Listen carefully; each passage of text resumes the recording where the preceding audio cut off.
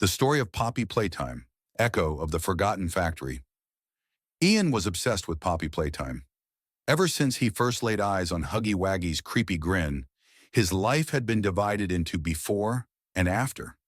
First there were the streams, then the playthroughs, and then the manic study of every detail of the factory, every scratch on the walls, every forgotten blueprint. Ian felt like he had found something more than just a game. He felt like he was uncovering a secret that had been buried under dust and lies for years.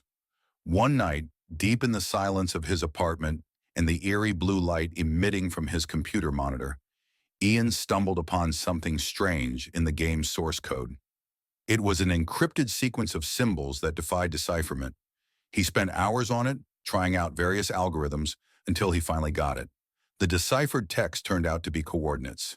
Not in-game coordinates, but real geographic coordinates. They led to his hometown. Ian's heart pounded. Was the connection between the game and reality really that strong? He couldn't pass up this opportunity. The next morning, he took a day off from work and headed to the coordinates. The place turned out to be an abandoned textile factory on the outskirts of the city.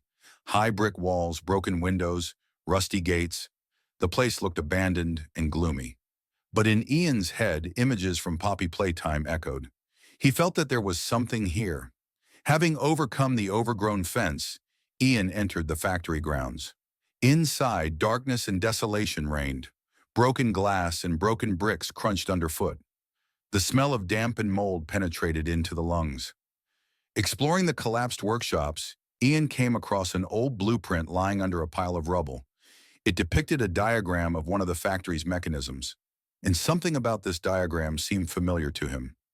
Looking closer, he realized it was a diagram of the mechanism for creating toys from Poppy PlayTime. At that moment, he heard a rustling sound.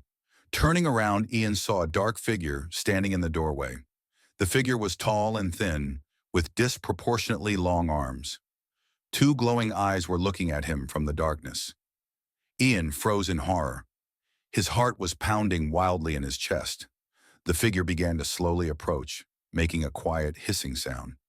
"It can't be," Ian whispered, recognizing the silhouette of Huggy Waggy in the figure. He tried to run, but his legs seemed to be rooted to the ground. The figure came very close. Ian saw that this was not just a suit. It was something more. Huggy Waggy's skin seemed to consist of intertwined threads, and his eyes glowed with an ominous, artificial light. Huggy Waggy stretched out his long arms towards him. Ian closed his eyes, waiting for the inevitable. But nothing happened. When Ian opened his eyes, he saw that